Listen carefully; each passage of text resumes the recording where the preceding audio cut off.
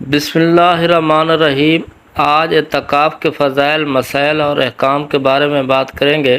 اعتکاف ثواب کی نیت میں مسجد میں ٹھہرنے کو اعتکاف کہا جاتا ہے۔ اعتکاف میں انسانی دنیاوی مشاغل چھوڑ کر اللہ تعالیٰ کے در یعنی مسجد کا رخ کرتا ہے۔ پوری توجہ کے ساتھ عبادت میں مشغول رہنے سے اللہ تعالیٰ کے ساتھ جو خاص تعلق اور قربت پیدا ہوتی ہے وہ تمام عبادتوں میں ایک نرالی شان رکھتی ہے۔ اعتکاف کے 3 قسمیں ہیں۔ مسنون اعتکاف، یہ رمضان کے آخری عشرے کا اعتکاف ہے جو سنت علی الکافیہ ہے، یعنی محلہ میں اگر ایک شخص بھی اعتکاف کر لے تو سب کے ذمہ سے ساقط ہو جائے گا، ورنہ سب ترک سنت کے گنہگار ہوں گے۔ رمضان المبارک کی 20 تاریخ کو سورج غروب ہونے سے کچھ پہلے اعتکاف شروع کیا جاتا ہے اور عید کا چاند نظر آنے تک جاری رہتا ہے۔ اس اعتکاف کے ذریعے اللہ تعالیٰ سے تقرب کے ساتھ شب قدر کی عبادت حاصل ہو جاتی ہے، جس میں عبادت کرنا اللہ تعالیٰ کے فرمان کے مطابق 1000 مہینوں یعنی 83 سال کی عبادت سے بھی زیادہ بہتر ہے۔ 2 ہجری میں روزہ کی فرضیت کے بعد سے وفات تک نبی کریم صلی اللہ علیہ وسلم نے ہمیشہ رمضان میں اعتکاف فرمایا۔ ماننے کی وجہ سے لازم ہوتا ہے جو کوئی شخص کہے کہ میرا فلاں کام ہو گیا تو میں اتنے دن کا اعتکاف کروں گا۔ نظر کے لیے روزے کے دن کے ساتھ کم از کم 1 دن کا اعتکاف ضروری ہوتا ہے۔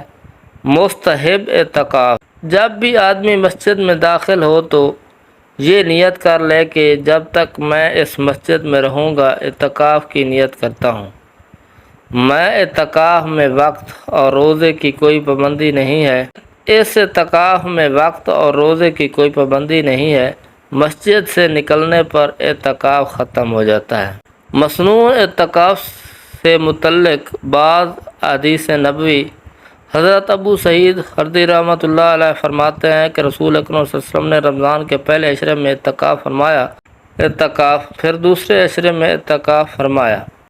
سب سے پہلے یہ جاننا ضروری ہے کہ عورت بھی اعتکاف کر سکتی ہے، لیکن عورت کے لیے مسجد میں اعتکاف کرنا مکروہ ہے، اسی لیے وہ گھر میں اعتکاف کرے گی۔ اعتکاف کے لیے چونکہ مسجد ضروری ہے، اس لیے عورت کو چاہیے کہ گھر میں کوئی جگہ مسجد کے لیے مقرر نہ ہو تو سب سے پہلے گھر میں کسی جگہ کو مسجد کی نیت سے نماز کے لیے مقرر کرے، پھر 20ویں روزے کو سورج غروب ہونے سے پہلے اس جگہ میں سنت اعتکاف کی نیت سے داخل ہو اور پردے لٹکا کر اعتکاف کرنا بہتر ہے تاکہ یکسوئی حاصل ہو۔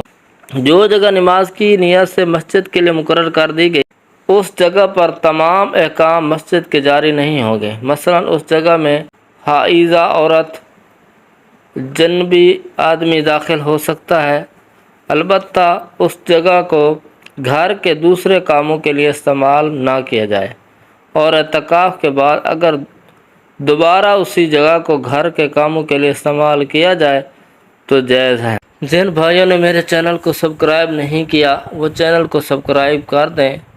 میں نے آپ کو بہتر انداز سے سمجھا دیا ہے۔ اللہ تعالیٰ میرا سنانا، آپ کا سننا اپنی بارگاہ میں قبول و منظور فرمائے۔ آمین ثم آمین۔ السلام علیکم ورحمۃ اللہ وبرکاتہ۔